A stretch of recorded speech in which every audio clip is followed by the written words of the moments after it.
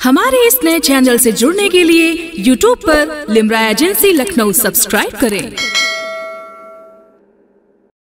हमने एक शाम चरागों से सजा रखी है।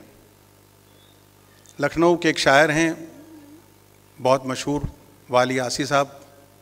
मैं उनके शेर से शुरू कर रहा हूँ कि हमने एक शाम चरागों से सजा रखी है, शर्त लोगों ने हवाओं से लगा रखी है। वो इस शर्त के बावजूद और इस ताख़ीर के बावजूद जिस तरह से आप लोग यहाँ पर मौजूद हैं और जिस तरह से यहाँ के जो ऑर्गेनाइज़र्स हैं उन्होंने इतना बड़ा जलसा मुनक़िद किया है यहाँ पर और लोग यहाँ पर आए हैं, वो काबिल दाद है। और ये बात भी सामने आती है कि अभी अलीगेरियन जितने भी हैं उनके दिल में अलीगढ़ का दिल धड़कता है। और इस जो शेर मैंने पढ़ा था उसी के निस्बत से, उसी के रब्त से एक शेर मैं और पढ़ना चाहता हूँ। वो भी लखनऊ के ही शायर और बड़े शायर मजाज का शेर है। हालांकि उसमें मैं ज़रा सी तरमीम के साथ उसको सामने रखना चाहता हूँ कि शाम दर शाम जलेंगे तेरे यादों के चिराग, शाम दर शाम जलेंगे तेरी यादों के चिराग, नस्ल दर नस्ल तेरा दर्द नुमाया होगा। लेकिन ये मजाज के लफ्ज़ हैं सर सैयद को खिराज अक़ीदत देते हुए। लेकिन जो सर सैयद की लास्ट विल थी वो आज शाम मैंने देखी, जिसका अंग्रेज़ी तर्जुमा अलीगढ़ में लगा हुआ है एक पत्थर के ऊपर। और उसमें सर सैयद ने कहा है कि मैंने ये मेरे बच्चों, उसका इंग्लिश ट्रांसलेशन है कि I have made this institution for you and I hope that you will illuminate and light the whole atmosphere till the darkness is disappeared from the entire area। तो उसको देखते हुए और मजाज साहब की से बड़ी माजरत के साथ मैं दूसरे शेर में थोड़ी सी तरमीम कर रहा हूँ कि शाम दर शाम जलेंगे तेरी यादों के चिराग, नस्ल दर नस्ल उजालों की गवाही देगी। ये जो नस्ल हमारी बैठी है, ये हम सर सैयद को इस बात की गवाही देंगे कि जो उजाले उन्होंने पैदा किए थे और हमसे जो तवक्को की थी, ये उसी की एक शक्ल है कि हम सर सैयद डे मनाने के लिए यहाँ बैठे हैं। और ये खिराज अक़ीदत से ज़्यादा शायद ये बात प्रूव करने के लिए हम यहाँ आते हैं कि जो मिशन सर सैयद ने चलाया था वो फेल नहीं हुआ है, वो कामयाब है। और जिस नस्ल को उधर उन्होंने बदलने की कोशिश की वो यकीनन बदली है। और जिन हालात से उन्होंने एक साइंटिफिक सोसाइटी बनाई और उसके बाद फिर एक मदरसा बना, फिर एक कॉलेज बना और फाइनली यूनिवर्सिटी बनी, उसके बीच का जो पूरा का पूरा सफ़र है उसका आज मौका नहीं है। हालांकि उसमें कुछ पहलू ऐसे हैं कि जिनका ज़िक्र होना बहुत ज़रूरी है और बार बार होना बहुत ज़रूरी है। वो इसलिए ज़रूरी है कि हम रोज़ जब बातें करते हैं,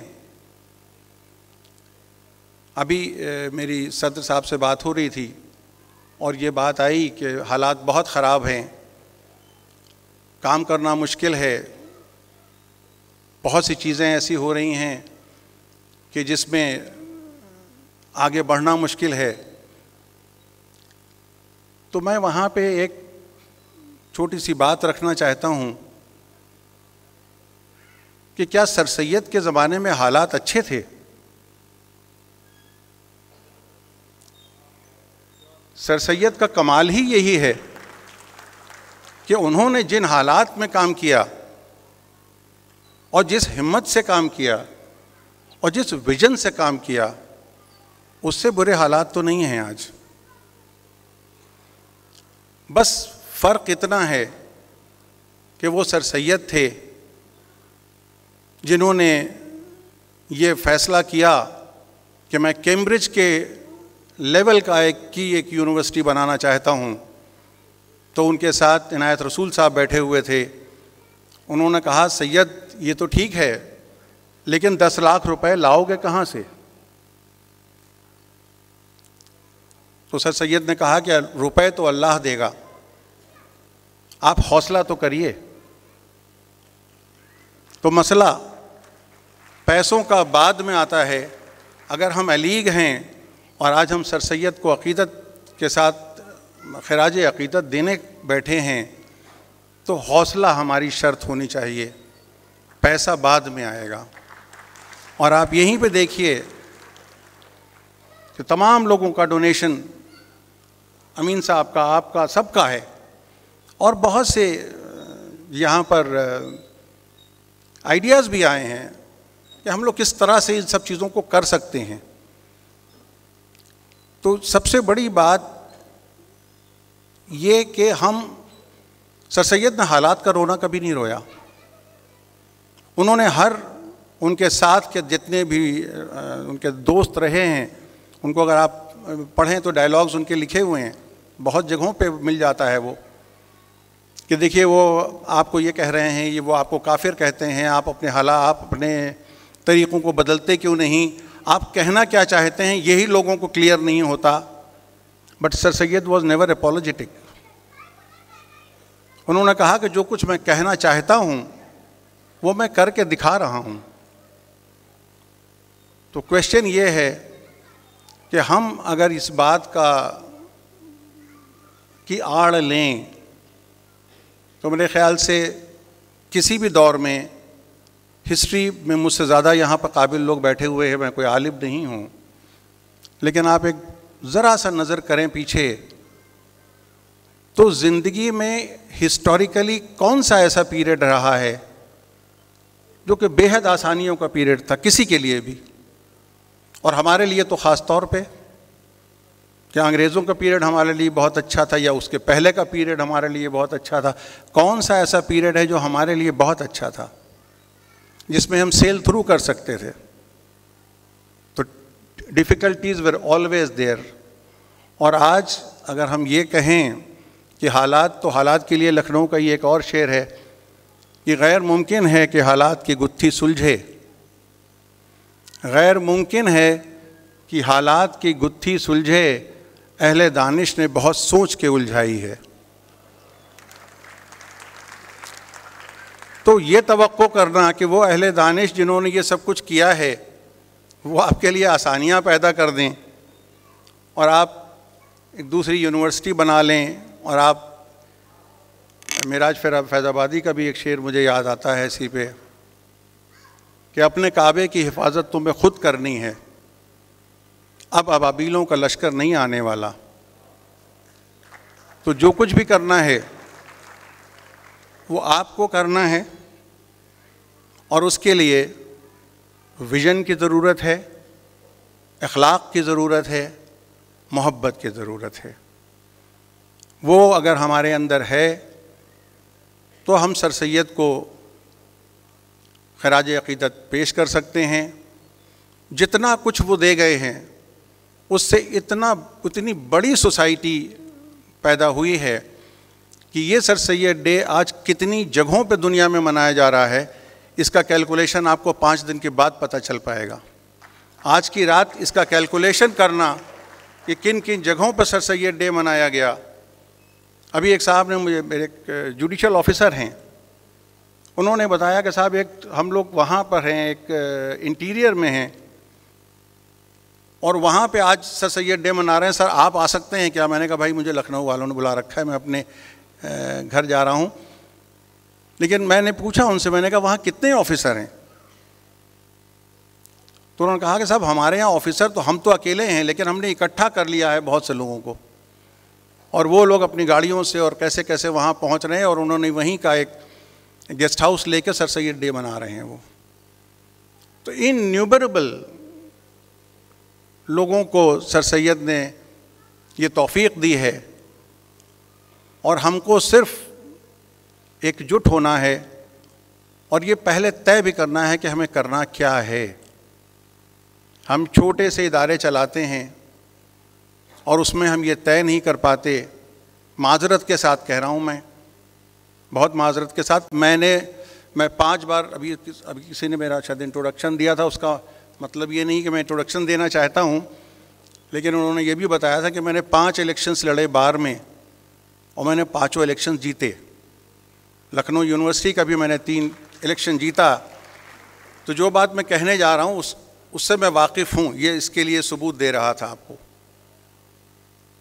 कि छोटे छोटे मसले, एक इदारा चला रहे हैं, एक फंक्शन होगा, डायस पे कौन बैठेगा, किताब का इजरा कौन करेगा, पहले कौन बोलेगा, गुलदस्ता कौन देने जाएगा, इस पे इदारे टूट जाते हैं, इस पे इदारे टूट जाते हैं।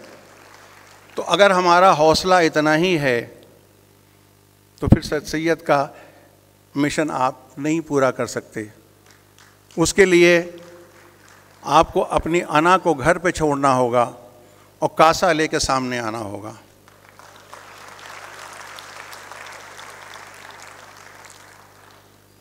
ये जो सर सैयद को हम समझते हैं, मैं बहुत छोटा कर रहा हूँ क्योंकि मैं समझ रहा हूँ कि काफ़ी लोग जा चुके हैं और अगर गेट बंद ना किए गए तो आप लोग भी चले जाएंगे। तो इसलिए मैं सिर्फ इतनी सी बात कहना चाहता हूँ। ये फिर किसी दिन कोर्ट में ये भी होता है कि साहब अगर आज जजमेंट नहीं हो पाता तो डेट हो जाती है।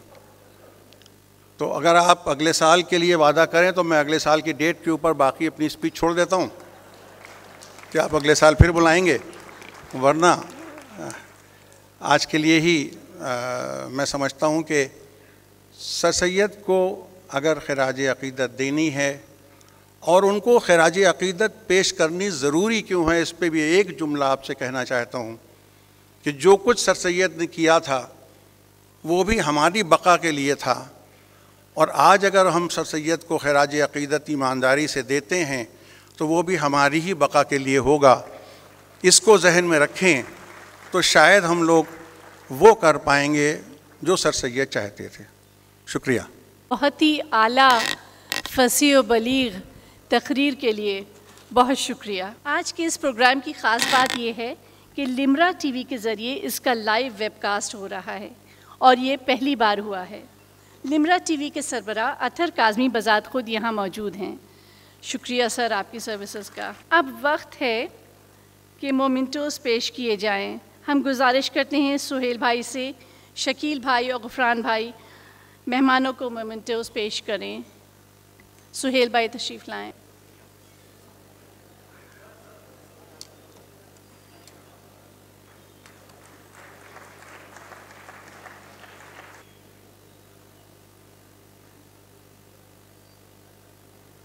मोमेंटो पेश किया जाएगा चीफ जस्टिस साहब को।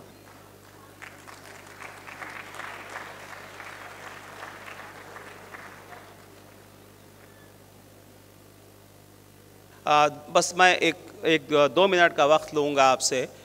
एसोसिएशन के बारे में मैं कुछ कहना चाहता हूँ। हमारी एसोसिएशन